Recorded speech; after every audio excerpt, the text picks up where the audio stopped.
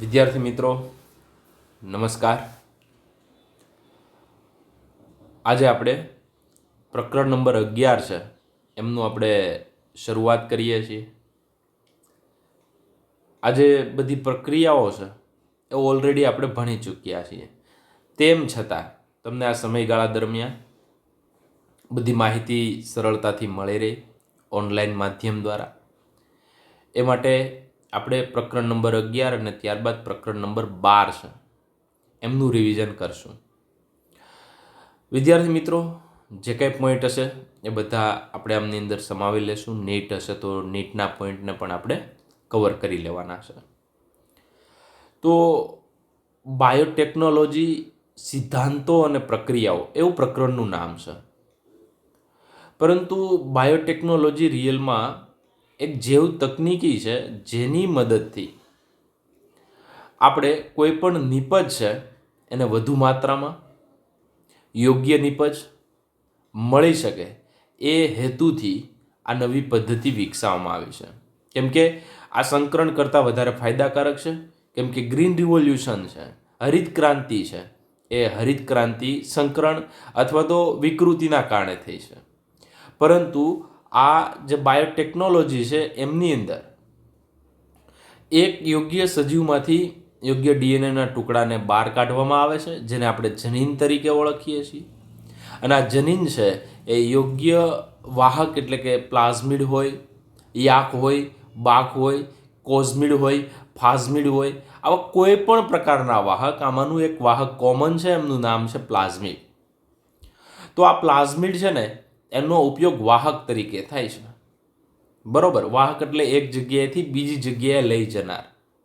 તો યોગ્ય જનીનને યોગ્ય વાહકમાં ઉમેરી અને યોગ્ય સજીવ છે એની અંદર પ્રતિસ્થાપિત અથવા તો સ્થળાંતર કરવામાં આવે છે. અને એમની અંદર ક્લોનિંગ કરાવવામાં આવે છે, એટલે કે એમનું બહુગુણન કરાવવામાં આવે છે. અને યોગ્ય નિપજ મળે એના એ હેતુથી જૈવ ભઠ્ઠીમાં એનું ઉત્પાદન કરવામાં આવે. બાયોરિએક્ટરની અંદર આપણે એમનું ઉત્પાદન કરીએ અને ઉત્પાદન થઈ ગયા બાદ યોગ્ય માર્કેટિંગ મતલબ QC ક્વોલિટી કંટ્રોલ ચેક કરવો પડે અને ત્યારબાદ એ દવા માર્કેટમાં આવતી હોય છે. તો આજે ઘણા બધા વિટામિન્સ, ઇન્સ્યુલિન, એન્ટીબાયોટિક, રસી અને ઉત્સેચકો આવા ઘણા બધા છે. આ ડીએનએ ટેકનોલોજી એટલે કે રીકોમ્બિનન્ટ ડીએનએ ટેકનોલોજીનો ઉપયોગ કરી અને ઘણી બધી નિપજ બનાવવામાં આવે છે. તો રિયલમાં આ બધી નિપજ આજે જે માનવ ઇન્સ્યુલિન છે એ ઇકોલાઈ નામના બેક્ટેરિયા પેદા કરે છે. બીટી કપાસ કઈ રીતના નિર્માણ પામે છે. તો રિયલમાં આ કયા સિદ્ધાંતો મતલબ આના પ્રિન્સિપલ કયા છે અને એ પ્રક્રિયાઓ કઈ રીતના થાય છે. તો આ બધી બાબત છે એ પ્રકરણ નંબર 11ની અંદર આપણે અભ્યાસ કરવાનો હોય છે. અને પ્રકરણ નંબર 12 છે તો આજે સિદ્ધાંતો અને પ્રક્રિયાઓ છે એનો ઉપયોગ કરી અને આજે માર્કેટમાં કઈ કઈ પ્રોડક્ટ છે એને બનાવવામાં આવે છે. તો આ પ્રકરણ આપણે પહેલેથી સ્ટાર્ટ કરીએ છીએ અને પહેલેથી આપણે રિવાઇઝ કરવાનું છે. કદાચ તમને આવડતું હોય તો એ સેકન્ડ મેટર છે, પરંતુ આપણે નીટ સાથે આ પોઈન્ટ છે એમનો અભ્યાસ કરવાનો છે. તો વિદ્યાર્થી મિત્રો, બાયોટેકનોલોજી સિદ્ધાંતો અને પ્રક્રિયાઓ છે એ ઘણા બધામાં તમને નવા ફોટોગ્રાફ મળશે, ઘણી બધી એવી ઇમેજ હશે જેમાંથી એ સરળ રીતે સમજાઈ જશે. મારો અહીંયા મતલબ એવો જ છે કે તમને સરળતાથી આ પોઈન્ટ કઈ રીતના સમજાય. કેમ કે આપણે પહેલેથી એ રીતના જોતા આવીએ છીએ કે એબિગ્નન, કાચબો કે બકરી જે કાંઈ આપણે ટોપિકમાં આવતું તે ફોટોગ્રાફ સાથે મૂક્યું, જેથી તમને મહત્તમ રીતે ખ્યાલ ઘરે બેઠા બેઠા આવી શકે. આપણો મૂળભૂત હેતુ એવો છે કે આ સમયની અંદર તમે સરળતાથી અભ્યાસ કરી શકો અને તમને બધી જ માહિતી પ્રાપ્ત થાય, એ પણ એડવાન્સ લેવલે. તો વિદ્યાર્થી મિત્રો, બાયોટેકનોલોજી એવું નથી કે આજથી જ શરૂ થયું. તો બાયોટેકનોલોજી જેવ તકનીકી છે એ આમ તો જોઈએ તો 1970 પછીનું છે અને મોડર્ન બાયોટેકનોલોજી તરીકે ઓળખીએ છીએ. એમની પહેલાંનું છે એ જૂનું બાયોટેકનોલોજી, આદિ બાયોટેકનોલોજી કહી શકીએ. તો સૂક્ષ્મ જીવોનો ઉપયોગ આપણે કોઈ પણ નિપજ માટે કરતા હોઈએ તો એક બાયોટેકનોલોજી જ છે. તો બાયોટેકનોલોજી જે સજીવો અથવા તેમાંથી પ્રાપ્ત થતા ઉત્સેચકોનો ઉપયોગ કરી મનુષ્ય માટે ઉપયોગી નિપજો અને ઉપયોગી પ્રક્રિયાઓનું ઉત્પાદન કરવાની તકનીકી. ફોર એક્ઝામ્પલ, દૂધમાંથી દહીં બનાવવાની ક્રિયા લેક્ટોબેસિલસ કરે છે. તો જ્યારે લેક્ટોબેસિલસ આ કામ કરે છે ત્યારે એ લેક્ટેટ ડિહાઇડ્રોજિનેઝ નામનો ઉત્સેચક બનાવે છે. એના દ્વારા લેક્ટિક એસિડ ફોર્મેશન મતલબ કડ બને, દહીં બને છે અને એનો ઉપયોગ આપણે કરીએ છીએ. તો આ એક એમનું ઉદાહરણ થયું. આવી જ રીતના દૂધ હોય, એમાંથી દહીં બનવાની ક્રિયા હોય, વાઇન બનાવવાની ક્રિયા હોય કે આવી કોઈ પણ ક્રિયાઓ છે એ તો અહીંયા તમે જોઈ શકો બ્રેડ, દહીં અને વાઇન. તો એ જે બનાવવાની પ્રક્રિયા તમને ખબર છે, મદિરાપાન મહાભારત સમયની અંદરનો આ શબ્દ છે. એ સમયે પણ ઈસ્ટનો ઉપયોગ કરીને આલ્કોહોલ બનાવવામાં આવતો હતો. એ પણ એક બાયોટેકનોલોજીનું ઉદાહરણ છે. બ્રેડ આવી છે એટલા માટે કહી દઉં કે બ્રેડ છે એ પણ સેકેરોમાઇસિસ સેરેવિસી, એમની અંદર 0.0 સમથિંગ% આલ્કોહોલ હોય છે. એટલા માટે જ બ્રેડ છે એ ખાવ ત્યારે એમનો સ્વાદ ગળ્યો આવે છે. તો આ જૂના પુસ્તકની અંદર આ બાબત છે એ લખેલી છે.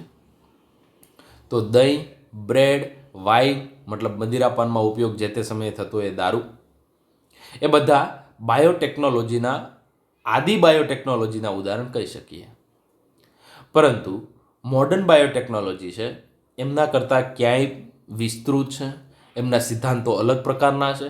અહીંયા ફક્ત સૂક્ષ્મ જીવોનો ઉપયોગ કરીને નિપજ બનાવવામાં આવતી હતી, ત્યાં યોગ્ય જનીનને બહાર કાઢી બીજા સજીવની અંદર દાખલ કરવામાં આવે છે. ફોર એક્ઝામ્પલ, બેસિલસ થુરિન્જીએન્સીસ આ જે બેક્ટેરિયા છે એમાંથી ક્રિસ્ટલ નામનું જનીન કાઢી અને કપાસમાં નાખવામાં આવ્યું. વિચાર કરો, મતલબ આજે ડીએનએ લેવલે કઈ રીતના કામ કરતા હશે એ પ્રક્રિયાઓ આ ચેપ્ટરની અંદર આપણે અભ્યાસ કરવાની છે. તો જીએમઓ મતલબ જેનેટિકલી મોડિફાઈડ ઓર્ગેનિઝમ્સ. તો વર્તમાન સમયમાં સીમિત અર્થમાં બાયોટેકનોલોજીને જોવામાં આવે તો જે પ્રક્રિયામાં આવે છે એ ઉપરયુક્ત પદાર્થો વધારે માત્રામાં ઉત્પાદન માટે જનીન પરિવર્તિત સજીવોનો ઉપયોગ કરવામાં આવે છે. હવે જનીન પરિવર્તિત સજીવો એટલે શું? એક એક્ઝામ્પલ આપવું છે કે જે ગોલ્ડન રાઈસ, બરોબર છે, તો ગોલ્ડન રાઈસ એટલે વિટામિન એ વધારે ધરાવતા ચોખા બનાવ્યા.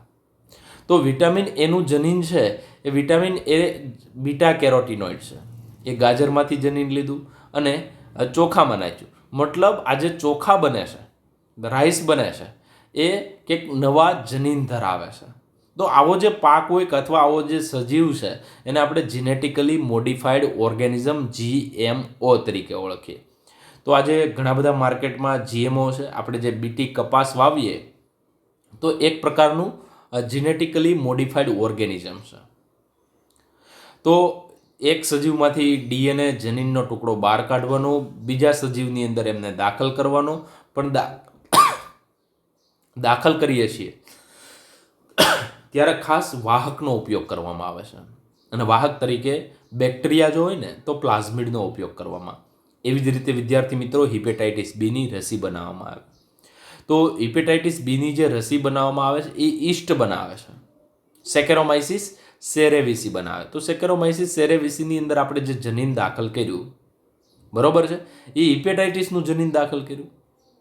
તો વિદ્યાર્થી મિત્રો, મારો કહેવાનો મતલબ છે કે આ ઈસ્ટ છે, બરોબર છે, એ ઈસ્ટ એક પ્રકારની GMO કહેવાય, જીનેટિકલી મોડિફાઈડ ઓર્ગેનિઝમ કહેવાય, જનીન પરિવર્તિત સજીવો કહેવાય. જનીન પરિવર્તિત સજીવોમાં પ્રાણીઓ પણ સમાવેશ પામે છે અને વનસ્પતિ પણ સમાવેશ પામે છે.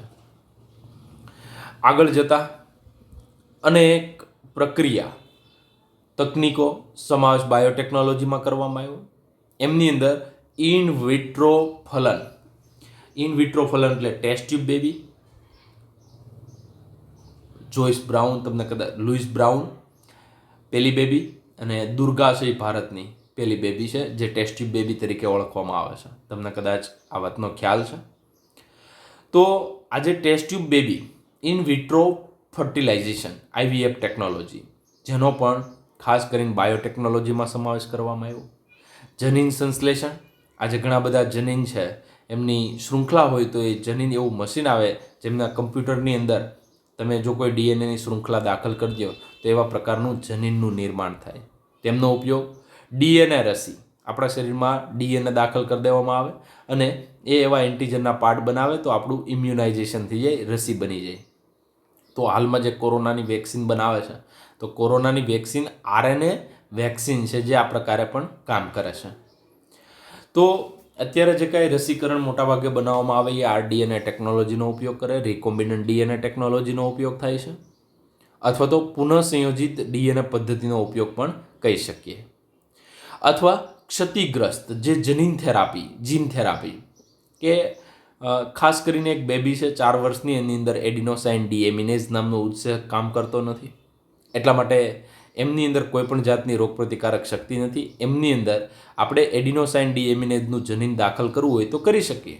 તો આવી જે થેરાપી છે એમને આપણે જનીન થેરાપી તરીકે ઓળખીએ. તો ટેસ્ટ ટ્યુબ બેબીનું નિર્માણ હોય, જનીન સંશ્લેષણ હોય, ડીએનએ રસી હોય, ઇવન એડિબલ વેક્સિન હોય, ખાદ્યયુક્ત રસી. તો અત્યારે એવા કન્સેપ્ટ પણ છે કે કેળાની અંદર આવું રસીનું જનીન દાખલ કરી દીધું હોય તો કેળા તમે ખાઓ તો તમારી રસીકરણ થઈ ગયું કહેવાય. તો એને એડિબલ વેક્સિન તરીકે ઓળખવામાં આવે છે. અથવા તો ક્ષતિગ્રસ્ત જનીનની સુધારણા, જેને આપણે જીન થેરાપી તરીકે ઓળખીએ, આ પણ બધા એક બાયોટેકનોલોજીના ઉદાહરણ છે. તો અહીંયા તમને એક એક્ઝામ્પલ આપ્યું છે, એ એક્ઝામ્પલ તમે જોઈ શકો અને સમજી શકો છો કે આ રેગ્યુલર ફ્રૂટ છે, બરાબર છે, આ રેગ્યુલર સામાન્ય ફ્રૂટ છે, પણ એનો પ્રોબ્લેમ એવો છે કે આ ફ્રૂટની અંદર કીટકો વધારે આવે છે, બરોબર છે. આ જે રેગ્યુલર ફ્રૂટ છે ને, સામાન્ય ફ્રૂટ, એમની અંદર કીટકો આવે છે ને એમને બગાડી નાખે છે. પરંતુ આપણે બેક્ટેરિયા વિથ ઇન્સેક્ટ રેઝિસ્ટન્સ જીન, આપણે એવા બેક્ટેરિયા લીધા. એ બેક્ટેરિયાની અંદર એક કીટક પ્રતિરોધક જનીન છે. કીટક પ્રતિરોધક જનીન મતલબ કીટકને મારનારું જનીન કહી શકે, અથવા કીટક એમની અંદર આવી શકે નહીં એવું જનીન. તો કીટક પ્રતિરોધક જનીન, કીટકને આવતા અટકાવે એવું જનીન લીધું આપણે, એનો ડીએનએનો ટુકડો લીધો અને એ ડીએનએનો ટુકડો આપણે ખાસ કરીને આ ફ્રૂટની અંદર ઉમેરી દીધો, એમના જનીન સાથે જોડી દીધો. તો હવે જે નવું ફ્રૂટ બનશે એ નવા ફ્રૂટ ઇન્સેક્ટ રેઝિસ્ટ ફ્રૂટ તરીકે ઓળખાશે. એટલે કીટક પ્રતિરોધક. હવે કોઈ પણ કદાચ અહીંયા કીટક આવશે ને તો કીટક એ ઇન્સેક્ટ છે એ કદાચ ખાશે તો ઇન્સેક્ટ મૃત્યુ પામશે, મતલબ કીટક છે એ મૃત્યુ પામશે. તો આવું જે કંઈ તમને ઉદાહરણ છે, તો આવો જે પાક છે જેને જેનેટિકલી મોડિફાઈડ ઓર્ગેનિઝમ, જીએમઓ તરીકે ઓળખવામાં આવે, અને આવી રીતના ડીએનએનો ટુકડો છે, આ જે copy of gene for insect resistance છે, એ આપણે વાહક દ્વારા આ જે સામાન્ય ફ્રૂટ છે એમનો જે છોડ છે એમની અંદર દાખલ કરવામાં આવે છે. આવું જ સેમ ટુ સેમ એક્ઝામ્પલ તમને બીટી કોટનનું સમજાણું હશે. તો બીટી કોટન એ કંઈ નથી પરંતુ બેસિલસ થ્રુએન્જીએન્સીસ માંથી ક્રિસ્ટલ જનીન લઈ કપાસની અંદર નાખ્યું. કપાસની અંદર ઉત્પાદન ઓછું આવતું હતું અને ઉત્પાદન વધે એ હેતુથી આપણે આવો પ્રયત્ન કર્યો, અને કપાસ છે, બીટી કપાસ ખાસ કરીને, એ જીએમઓ એટલે કે જીનેટિકલી મોડિફાઈડ ઓર્ગેનિઝમનું એક ઉદાહરણ કહી શકાય, અથવા ટ્રાન્સજેનિક પ્લાન્ટ પણ કહી શકીએ. હવે બીજું ઉદાહરણ છે, વેલ નોન એક્ઝામ્પલ છે, જેથી તમને આનો કન્સેપ્ટ ક્લિયર થઈ શકે. પહેલાં એક્ઝામ્પલ સમજવાનું છે, એક્ઝામ્પલ બાદ આપણે ટેકનોલોજીનો ઉપયોગ કરીએ. હવે આજે પહેલાં તમને દેખાય બેક્ટેરિયા છે, જો આ જે દેખાય છે એ બેક્ટેરિયા છે, બરોબર છે, આ બેક્ટેરિયા. અને આ હ્યુમન સેલ છે, એટલે કોનો કોષ થયો?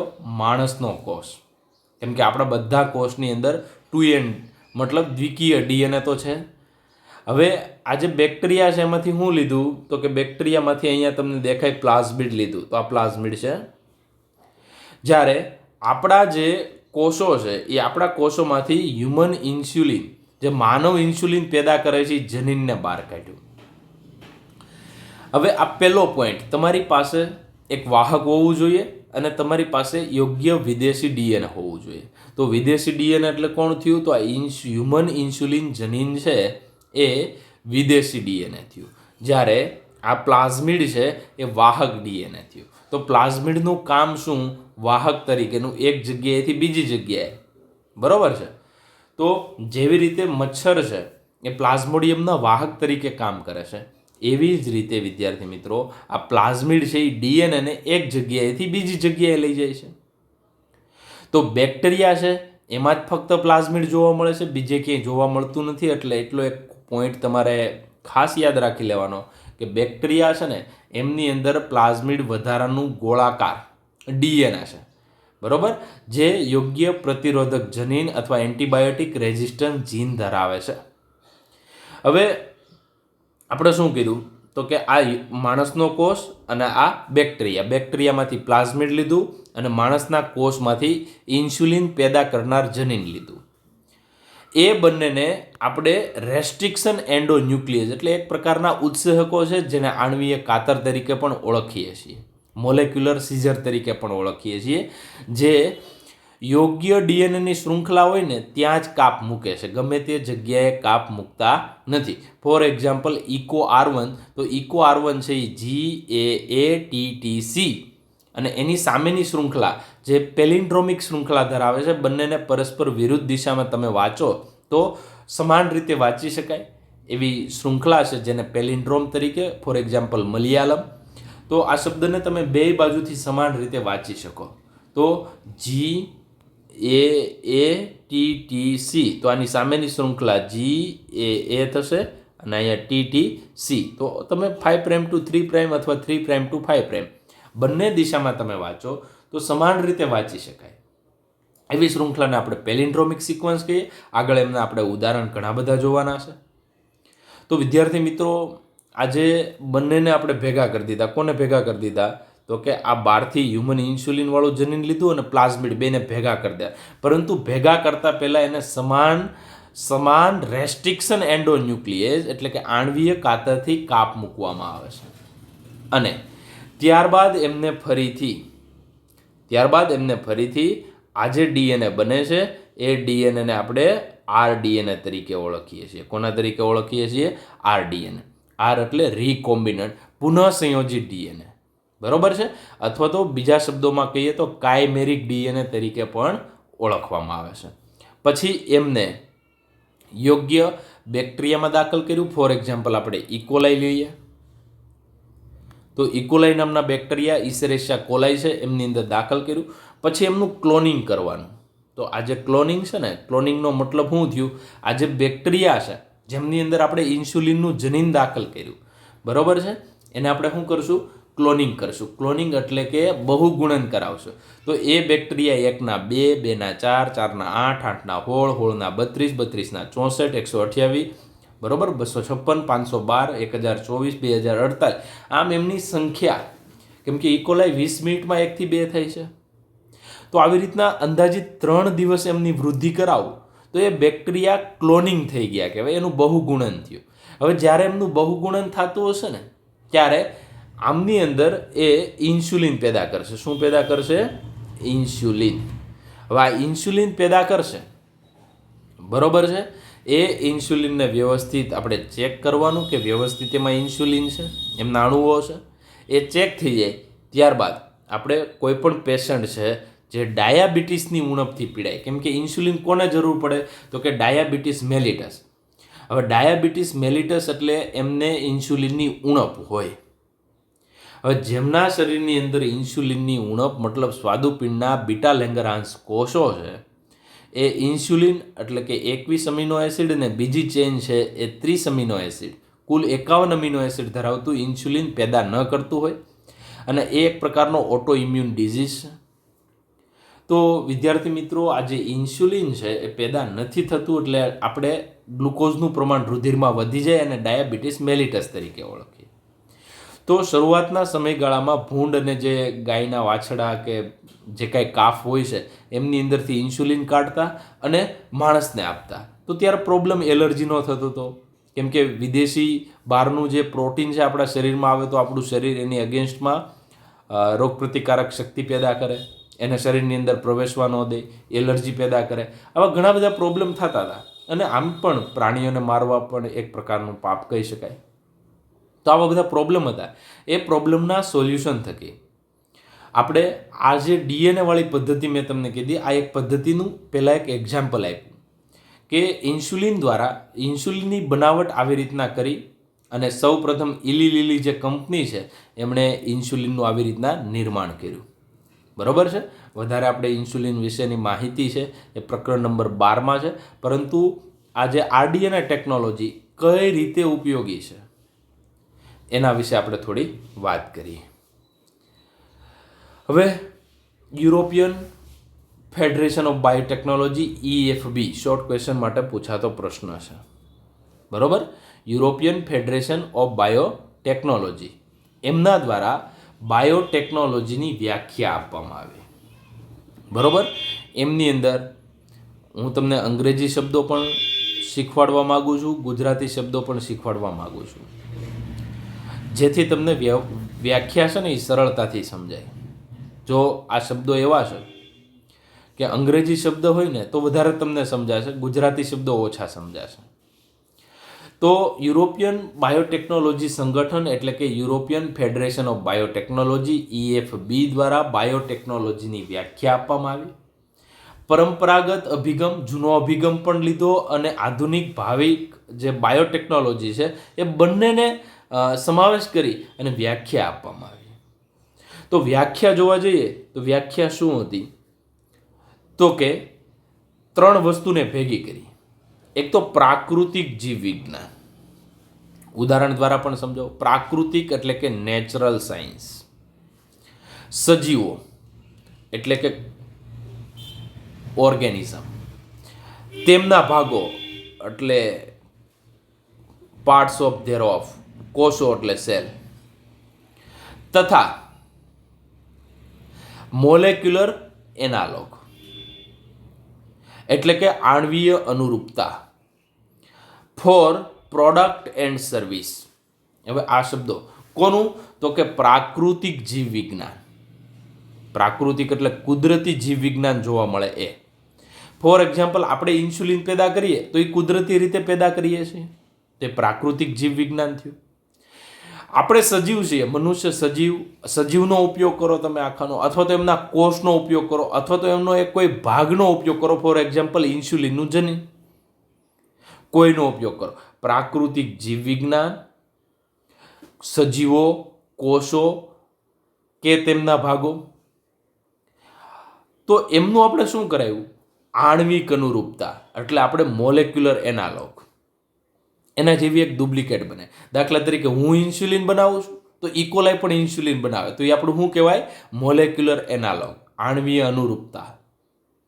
બરોબર છે. અને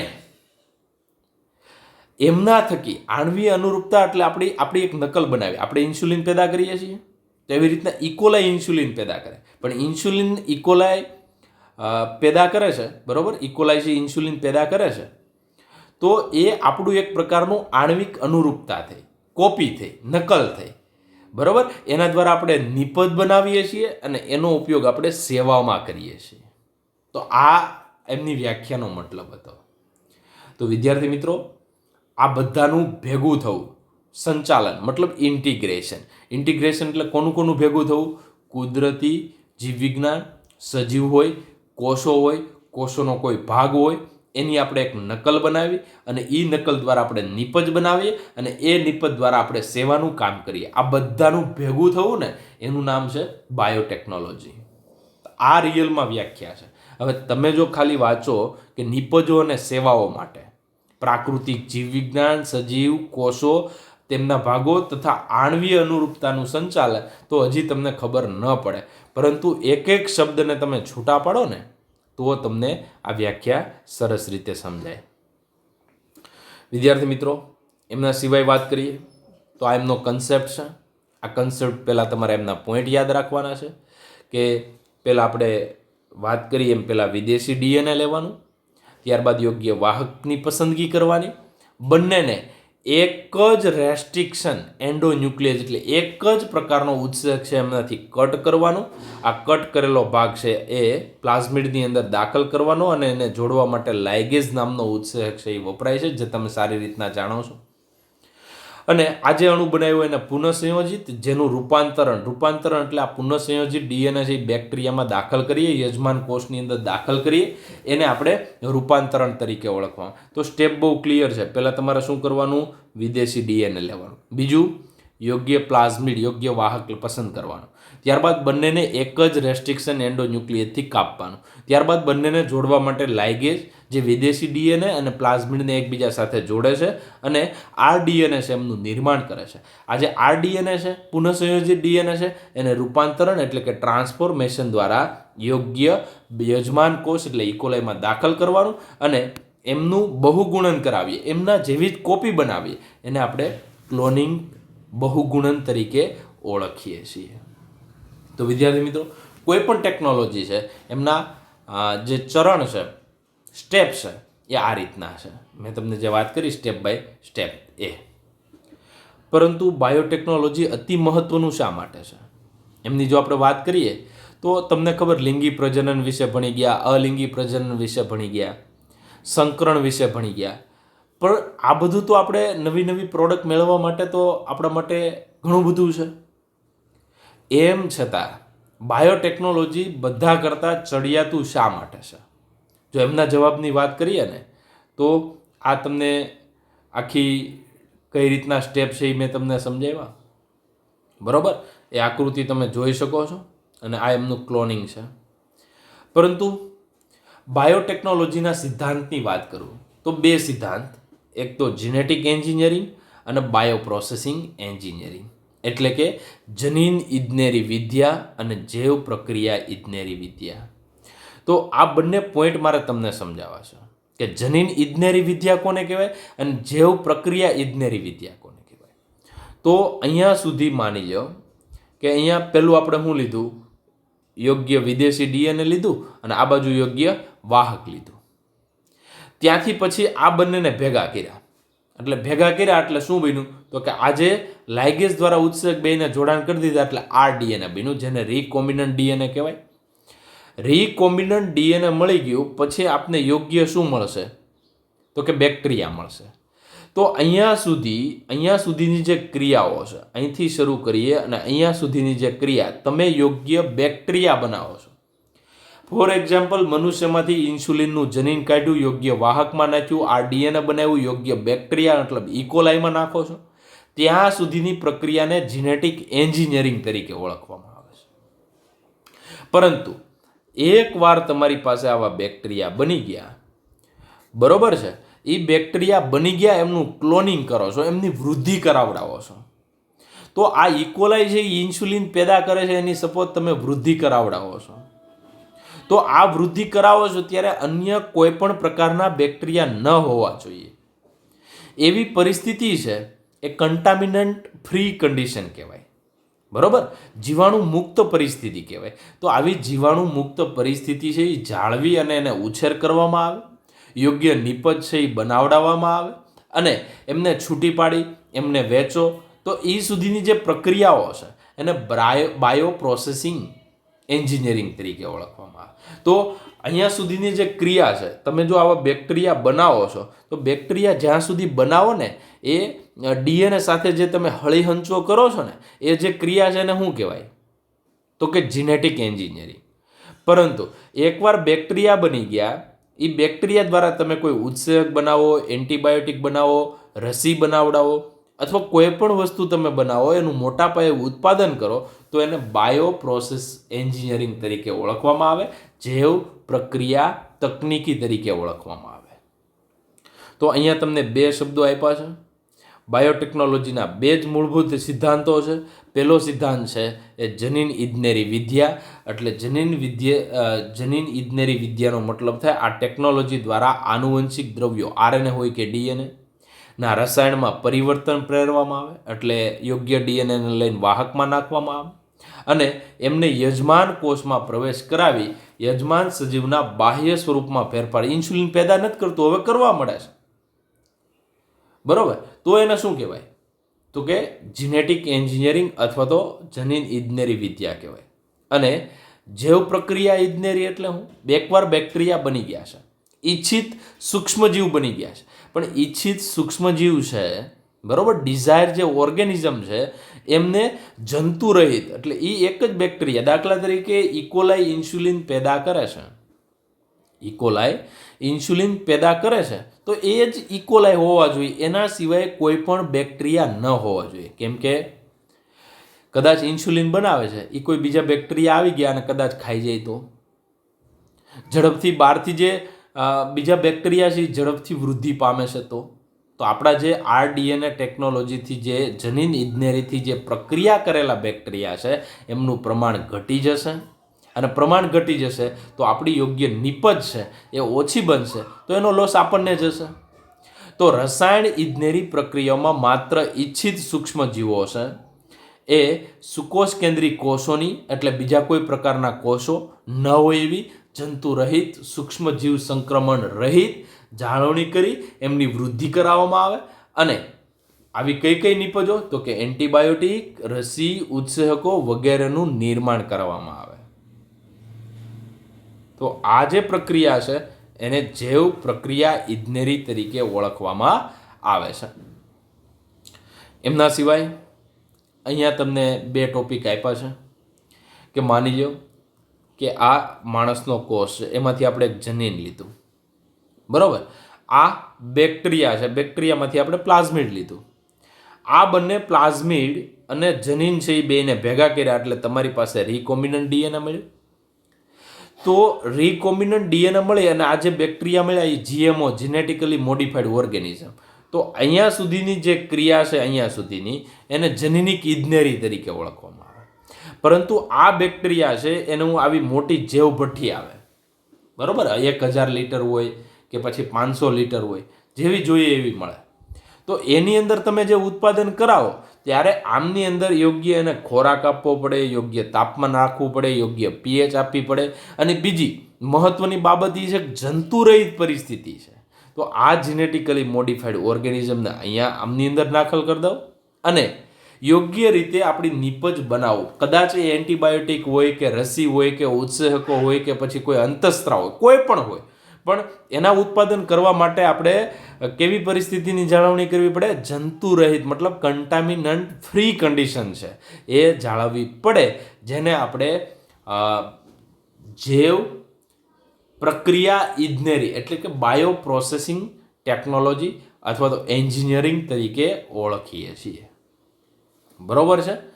ત્યારબાદ આગળ વાત કરીએ તો આવી રીતના રસી બનાવવામાં આવે. હિપેટાઇટિસ બીનું એક એક્ઝામ્પલ આપું કે આ સપોઝ માની લો કે હિપેટાઇટિસ બી વાયરસ છે. હિપેટાઇટિસ બી વાયરસમાંથી થોડોક ડીએનએનો ભાગ લઈ લીધો, એને યોગ્ય ઈસ્ટનું જે ડીએનએ છે એમની અંદર દાખલ કરી દીધો. હવે આ ડીએનએ કોનું? એટલો જે લાલ ભાગ છે, બરોબર છે, આ લાલ ભાગ વ્યવસ્થિત તમે જોશો તો કોનો છે? તો કે હિપેટાઇટિસ બી વાયરસનો છે. હવે હિપેટાઇટિસ બી છે ઈસ્ટમાં નાખી દીધો. હવે અહીંયા સુધીની જે ભાગ છે, આ ઈસ્ટનું જે નિર્માણ થયો, અહીંયા સુધીનો જે ભાગ થયો એ જીનેટિક એન્જિનિયરિંગ થયો. હવે એમની મદદથી આમનો હું ઉછેર કરું, એમાંથી રસીને છૂટી પાડું અને એમાંથી પણ HB જે હિપેટાઇટિસ બીના જે એન્ટીજન જે ડીએનએમાંથી બનાવ્યા છે એને છૂટા પાડી અને એમનું આપણે ઇન્જેક્શન મારીએ. પણ એમના ઉત્પાદન કરવા માટે આપણે જંતુ રહિત એ તો હોવું જોઈએ, ઈસ્ટ તો હોવું જોઈએ. ઈસ્ટ સિવાયના બીજા કોઈ ન હોવા જોઈએ, કેમ કે ઈસ્ટનો યોગ્ય રીતે ઉછેર થાય, ઈસ્ટ મહત્તમ માત્રામાં આજે એન્ટીજન છે એ બનાવે. આવી રીતના ખાસ જે ટેકનોલોજી છે એને બાયો પ્રોસેસિંગ ટેકનોલોજી કહીએ. અને આવી રીતના જો ઈસ્ટ છે હિપેટાઇટિસ બીની રસી બનાવતી હોય તો ઈસ્ટ છે એને આપણે વિદ્યાર્થી મિત્રો ખાસ કરીને એક શબ્દ વાપરી શકીએ કે જીએમઓ, જીનેટિકલી મોડિફાઈડ ઓર્ગેનિઝમ, જનીન પરિવર્તિત સજીવો તરીકે ઓળખીએ. તો ઈસ્ટ દ્વારા આ જે હિપેટાઇટિસ બી છે એમની રસી બનાવવામાં આવે છે. હવે આપણે થોડી બાબત છે એમની વાત કરી લઈએ. એક પેરેગ્રાફ અલિંગી પ્રજનન, બીજો પેરેગ્રાફ લિંગી પ્રજનન અને ત્રીજો સંકરણ. હવે લિંગી પ્રજનન છે ને એમની અંદર ખાસ યાદ રાખજો ભિન્નતા પેદા થાય, વ્યતિકરણ થાય ને શુક્રકોષ કે અંડકોષનું નિર્માણ થાય ત્યારે વ્યતિકરણ થાય અને એમના કારણે લિંગી પ્રજનન છે એ દરમિયાન ભિન્નતા પેદા થાય. અલિંગી પ્રજનનમાં આબેહૂબ નકલ બને, જેને આપણે ક્લોન કહીએ છીએ. તો પહેલો પેરેગ્રાફ તમને જે બ્લુ કલરનો આપ્યો છે એ લિંગી પ્રજનન છે. લિંગી પ્રજનનમાં અજોડ આનુવંશિક વ્યવસ્થાના સંયોજન, રચના અને ભિન્નતાની તક પૂરી પાડે છે, જે ભવિષ્યમાં ઉદ્વિકાસ પામે છે. જ્યારે અલિંગી પ્રજનન છે એમાં પરીક્ષિત એટલે રક્ષણ કરે, પ્રિઝર્વ. પરીક્ષિતનો મતલબ હું અહીંયા કર્યું છે કે અલિંગી પ્રજનનના કારણે જે કાંઈ લક્ષણો છે એમને ટકી રહે છે, આગળની પેઢીમાં ભિન્નતા ઉદ્ભવતી નથી. લિંગી પ્રજનન હોય છે તો એમાં ભિન્નતા ઉદ્ભવે છે. કહેવાનો મતલબ કે માની લો ઈષ્ટ છે એ કલિકા સર્જન કરે છે તો એ અલિંગી પ્રજનન થયું, બરાબર. એમના દ્વારા જેટલી જે નવી સંતતિ બનશે એ 100% ડુપ્લિકેટ કોપી હશે. એમાં બધી ઈષ્ટ અલગ અલગ નહીં હોય, એ ખરખી જ હશે. એ અલિંગી પ્રજનન. પરંતુ લિંગી પ્રજનન છે તો એક કૂતરીના 7 ગલુડિયા આવે છે લિંગી પ્રજનન, તો સાથે સાથ એકબીજાની 100% નકલ નહીં હોય. એકબીજાથી રૂપ છે, કદ છે, માનસિક શારીરિક રીતે ફેરફાર હશે, જેને આપણે ભિન્નતા તરીકે ઓળખીએ છીએ. હવે ત્રીજી બાબત સમજવા જેવી કે પરંપરાગત સંકરણ. પરંપરાગત સંકરણ એટલે યોગ્ય જાતિનો નર લેવાનો, યોગ્ય જાતિની શ્રેષ્ઠ માદા લેવાની, એ બેની વચ્ચે લિંગી પ્રજનન કરાવવાનું, બરાબર છે. એ કદાચ પ્રાણીઓનું હોય તોય ભલે અને વનસ્પતિનું હોય તો પણ ભલે. એનો પ્રોબ્લેમ શું કે એમની જે સંતતિ પેદા થશે ને સંકરણ દ્વારા, એમની અંદર આપણે જોઈએ છે એવા લક્ષણ તો હશે, જેને આપણે ઈચ્છિત જનીન તરીકે ઓળખીએ. આપણે જોઈએ છે એવા જનીન તો હશે, મતલબ ઈચ્છિત લક્ષણો તો હશે, સાથે અનિચ્છનીય જનીનો, એટલે આપણે ઈચ્છતા નથી કે આવા લક્ષણો આવે, એવા ખરાબ લક્ષણો પણ આવી શકે. તો આ સંકરણ છે ને એ એક તો લાંબી અને કંટાળાજનક પ્રક્રિયા છે. બીજું, સંકરણનો ગેરફાયદો આપણે કેવો હોય ને તો યોગ્ય લક્ષણો આવે છે, સાથે અયોગ્ય લક્ષણ પણ આવે છે. મતલબ ઈચ્છિત જનીનોની સાથે અનિચ્છનીય જનીનો પણ આવે. ફોર એક્ઝામ્પલ તરીકે આપણે જોઈએ, બરોબર છે. તો આ એક સંકરણનું ઉદાહરણ છે. કયું? તો કે ઘોડો અને ગધેડું. તો નર ગધેડું અને માદા ઘોડું, આ બેની વચ્ચે સંકરણ કરાયું એટલે ખચ્ચર બન્યું. આ ખચ્ચર બન્યું.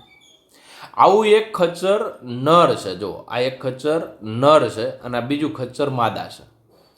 એ બંનેની વચ્ચે પાછું પ્રજનન કરાવીએ તો એની આગળ સંતતિ પેદા થતી નથી, મતલબ અનિચ્છનીય લક્ષણ આવ્યું. બીજી વસ્તુ, ખચ્ચરમાં મતલબ જે સારામાં સારું ઈચ્છનીય લક્ષણ કયું આવ્યું તો કે ગધેડો કે ઘોડો જેટલું ભાર વહન નથી કરી શકતું ને એટલું ખચ્ચર કરી શકે છે, એના ઉપાંગો ખૂબ મજબૂત છે. તો આ શું દર્શાવે છે? ઈચ્છિત લક્ષણ. પરંતુ એ આગળની પેઢીમાં પ્રજનન નથી કરી શકતા. એ કેવું લક્ષણ થયું? અનિચ્છનીય, મતલબ અયોગ્ય લક્ષણ છે. તો કહેવાનો મતલબ આ એક સંકરણ છે, એમનો ગેરફાયદો છે, બરાબર. તો અહીંયા આપણે નીચે ઉદાહરણ જોઈએ પાછું. હવે આજે ઉપરયુક્ત સંકરણની ખામીને દૂર કરવા માટે આપણે બાયોટેકનોલોજી લઈએ. બાયોટેકનોલોજીમાં 100% ઈચ્છિત લક્ષણો જ આવે. આપણે જે ડીએનએ જોતું છે એ જ નાખવાનું છે, બરાબર છે. તો ઉપરયુક્ત ક્ષતિ એટલે સંકરણની જે ક્ષતિ છે, ઈચ્છિત લક્ષણો સાથે અનઈચ્છિત લક્ષણો, તો એ દૂર કરવા માટે આપણે જનીન ઇજનેરી વિદ્યા એટલે બાયોટેકનોલોજીમાં જનીન ક્લોનિંગ અને જનીન સ્થળાંતર બે ઉપયોગ કર્યો, અને જેમના કારણે અનિચ્છનીય જનીનને બાકાત કરવામાં આવે છે, અથવા તો એવા લક્ષણો છે જે અયોગ્ય લક્ષણો છે એ આવતા નથી. ફક્ત અને ફક્ત યોગ્ય જનીન છે, ઈચ્છનીય જે જનીન છે એને જ લક્ષ્ય સજીવમાં દાખલ કરવામાં આવે છે. બીજું ઉદાહરણ આપણે જોઈએ તો અહીંયા તમને ઉદાહરણ દેખાય છે. સિંહ અને વાઘ એમનું સંકરણ કર્યું એટલે લાઇગર બન્યું. શું બન્યું? આ જે બને છે એ ટાઈગર પ્લસ લાયન બરાબર આને કોના તરીકે ઓળખવામાં આવે? લાઇગર તરીકે ઓળખવામાં આવે. તો આ એક સંકરણ થયું ને, ઇન્ટરસ્પેસિફિક આંતરજાતીય સંકરણ કહી શકીએ. પરંતુ આ સંકરણની અંદર તમે જુઓ તો સંકરણનો ગેરફાયદો શું? તો મોટે ભાગે સંકરિત પ્રાણી આગળ પ્રજનન કરી શકતા નથી અને કદાચ આજે આગળની પેઢી છે, આવા પ્રાણીઓ જો નિર્માણ થાય તો આગળની પેઢી લુપ્ત થવાની પણ સંભાવના છે. અને આવી રીતના પ્રચ્છન્ન મતલબ જે અયોગ્ય અનિચ્છનીય જે લક્ષણો પેદા કરનારા જે જનીન છે એ પણ એકઠા થવાની સંભાવના છે. અને સંકરણ આમ પણ લાંબી અને કંટાળાજનક પ્રક્રિયા છે. સંકરણ કરીએ ત્યારે કદાચ એકવાર ઈચ્છિત લક્ષણ આવે અને ન પણ આવે.